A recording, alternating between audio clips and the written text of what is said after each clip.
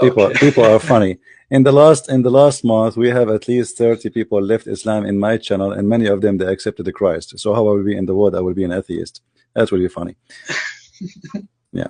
But anyway, I could say the same with pride about my own work. By the way, we receive so many messages from Muslims who say that that they are thankful that they have left Islam, that they have either become Christians or they have gone a different path. So it's really absolutely great when you see people typing insults and stuff in the comment section. You would think that the Muslim world is only completely outraged with us, but many are only outraged because so many are leaving Islam due to these talks, and that is a great thing to do, Christian Prince. So I would like to ask you at this point, why did you decide to do this? Why did you decide to go out and talk to Muslims and debate them? well, since I was a young kid, if you try to learn about Islam, nobody want to talk about it, and if you are born of a Christian family, they don't even like to talk about it because they're afraid that their kids might be involved in a trouble if they speak about it. It's a very risky religion. So I decide to study so I can find answers first for myself. When a Muslim, he says to me what we hear every day these days, and I don't know how to answer him. I have no idea what he's talking about, so I decide to study. So I decided to study Islamic law, and that helped me just to understand let's say the structures of Islam as a cult, but did not really give me too much knowledge as know what is deep inside the cult. The knowledge you have to search yourself and study and etc. And now, as you see, the Muslims are in this ability. Almost sometime in the same day, I receive between 2 to 3 Muslims leaving Islam, and most of them they leave Islam and they accept Christ, even sometime live on air. And the reason for that, the Muslims, they got shocked when they hear what Islam is about, and they never heard this before. And each time I speak to a Muslim, he said to me the same sentence: I never heard this before. I never heard this before. Well, you never heard this before because nobody want to tell you about this before, for this is not good to say. The same as in the Quran, chapter 5 verse 101 says, ask not questions, and verse 102 it says why, because if you ask those questions, same questions, people of former generation left Islam because of them. So don't ask, don't tell. This is what Islam is about. So Islam can stand as long there's somebody want to force Islam on you. There's a sword. If you leave, we want to kill you. Actually, while we are chatting now, there's a guy he posted in your chat. His name, I think, Abdul Rahman al-Dakhil. He said that for every ex-Muslim, you should know soon you will lose your head. And this is how they can keep Islam surviving. You leave Islam, you will lose your head. But they cannot answer you. They cannot refute you. They cannot prove you wrong. So they threat you to. This is why when Muhammad died, the same day Muhammad died, thousands and thousands of people left Islam. So what Abu Bakr he did, the Muslim after Muhammad, after he died, people they start leaving Islam. They decide to launch a war. It's called the War of Apostate, and I'm sure you know about it. Yeah, the wars. Yeah, why people they decide to leave? Simply because he forced them into Islam, and even the Quran he confirmed that. So Islam cannot stand questions, not only criticism, normal question, a very simple question. As long like I have in the screen now, the Kaaba. If we ask the Muslims, you say you are not a pagan, so why you kiss a black stone? They say because the Prophet kissed it. Okay, why the Prophet kissed it? Because it's holy. Why it's holy? Because the Prophet kissed it. Very nice point, by the way. There's this hadith in which Omar, I think, or Osman, I don't know which one. No, it's Omar, yeah, where he says to the black stone in the hadith, I know that you are of no benefit to me. If I didn't see the Prophet kiss you, I wouldn't kiss you.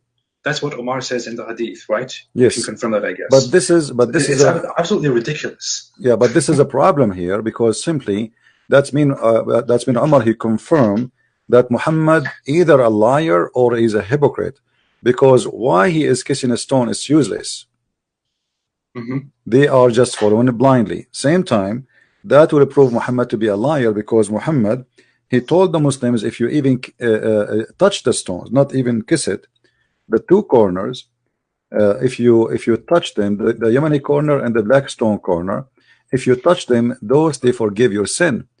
And then here we need to ask ourselves, how in the world touching stones can forgive sin if you are not a pagan?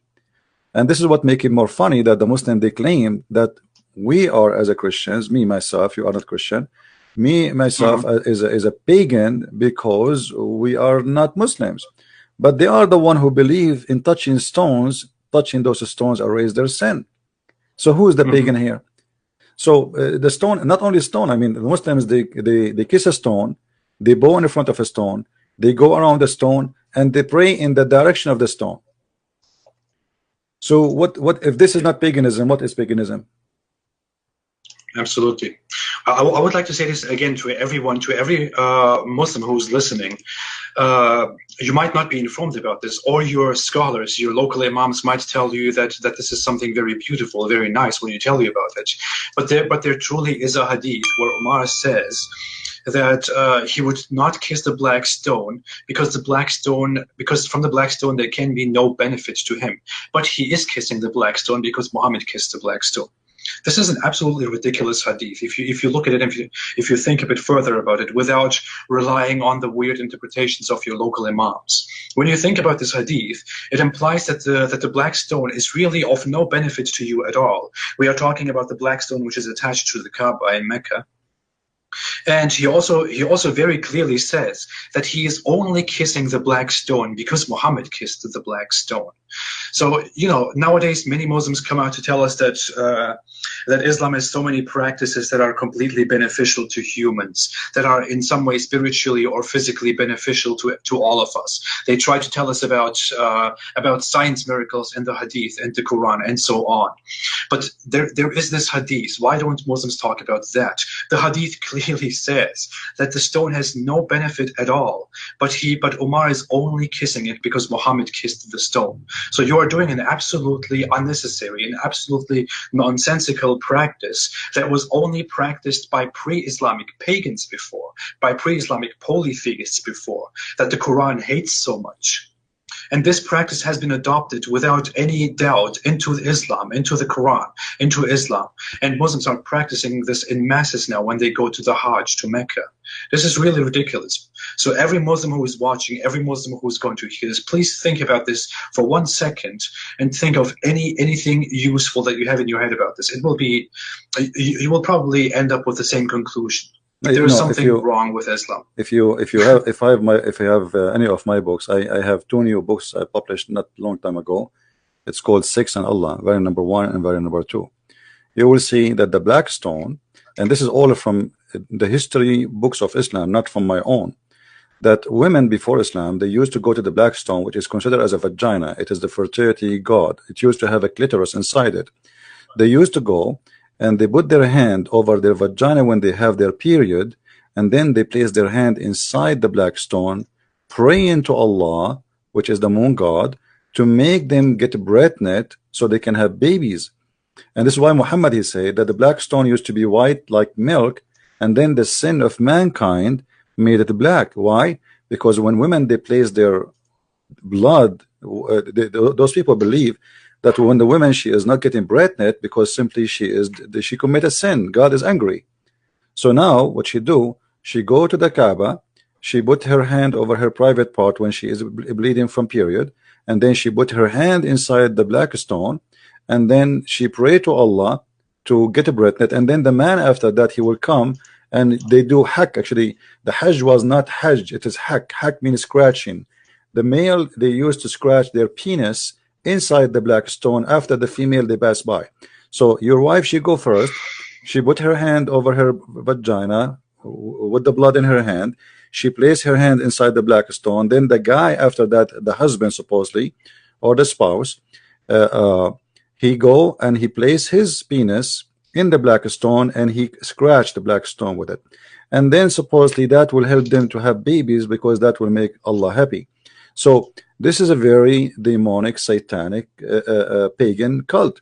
Same time, when the Muslim, they say to us that this is a holy stone, and all of them, they agree. Even Muhammad, he said that the black stone is going to have 2 eyes and tongue in the judgment day, and is going to speak our sin. So Muhammad, he claimed that this stone is a living stone. It's not just a stone, it's a living stone. Even there's a hadith says that the black stone is the right hand of Allah. All of this lead us to one thing, that this is nothing but a pure paganism. So When a Muslim he speak there's a guy in the chat, he said, why you kiss the cross? First of all, kissing the cross have nothing to do with the teaching of Jesus. If somebody do it, this is his business. But Jesus nowhere says kiss the cross. So we are talking about Muhammad kissing a stone. We are not talking about Jesus kissing cross. You know what I mean? So if you want to compare between the teaching of the founder and the I'm not accusing Muslims that they kiss a stone and that will make them pagan. I am saying Muhammad himself is kissing the stone. So because if you kiss a stone and Muhammad don't tell you to do that, then I cannot say Islam is teaching you that. But if you kiss a stone following the steps of your prophet and you believe that this is a holy stone, and by the way, there's nothing left of the black stone. The black stone the Muslims they have today in the Kaaba, after Al-Qurmuti he destroyed the Kaaba and he screamed in the middle of the Kaaba saying to Allah, where is your birds? If you remember, there's a chapter, it's called the chapter of the elephant, where supposedly Allah he sent an army of army of a bird to destroy an army of elephant.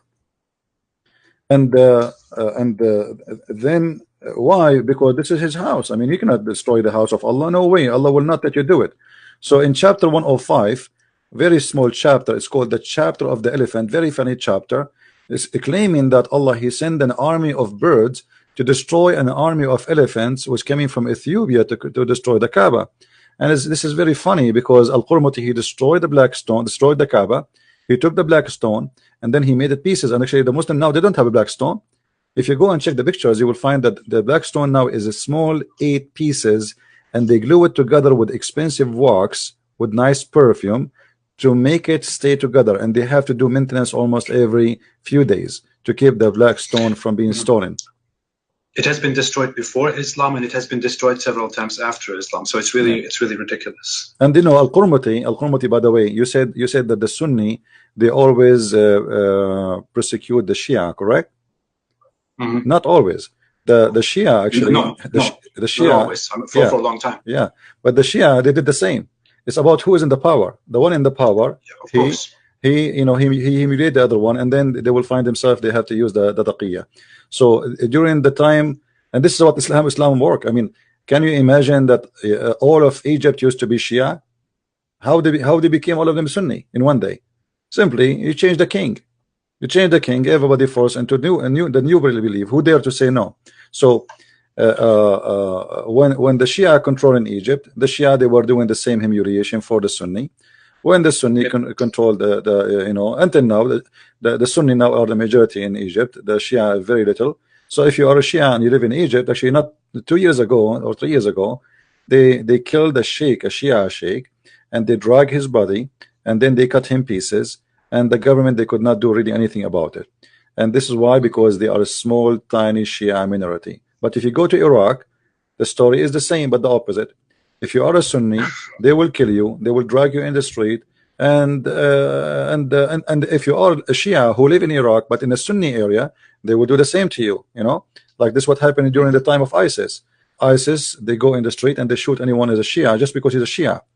So it's an ugly cult, and they practice what they learn from their God.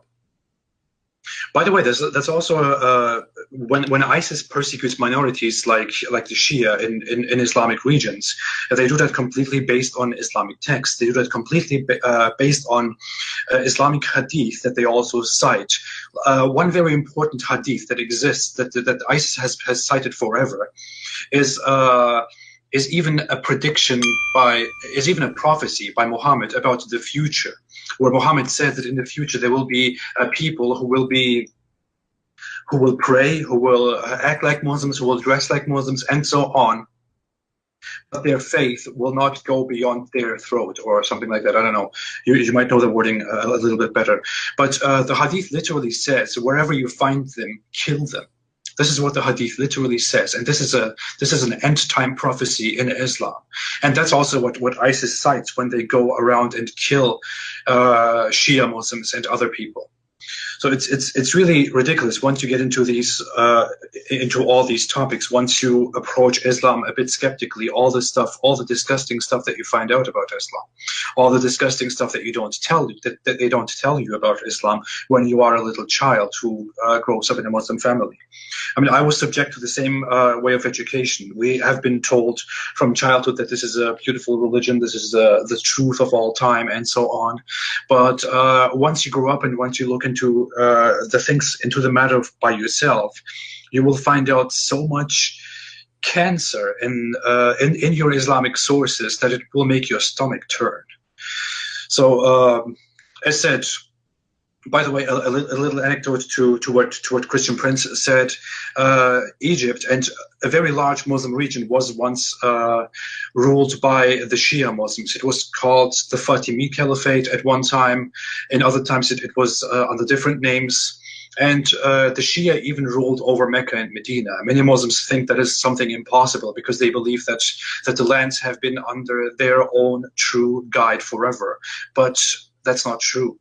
Mecca and Medina have been ruled by the Shia, and Sunni Muslims consider Shia Muslims not Muslims. They consider them kuffar. They consider them munafiq, so which means heretics or hypocrites. So I don't know. We have said so many things that tell us that the basic education that a Muslim receives is completely false, as it turns out when you study Islam by yourself. And this is just one of those things. It's really crazy. So every Muslim who is listening, please open your book, open your Quran, open your Hadith books, and start reading it by yourself. If you really need to get a second opinion, if you really need to listen to scholars, read the interpretation, read the exegesis, the tafsir of Ibn Kathir. You will find so much disgusting stuff in that. You will probably join me in criticizing Islam in the future if you do that. Or you will join Christian Prince in criticizing Islam. I don't know, whoever you join. By the way, a short thing to say, if you want to make a super chat, guys, please, I can't see the super chats that you make on Christian Prince's channel. We have the live chat open on both of our channels.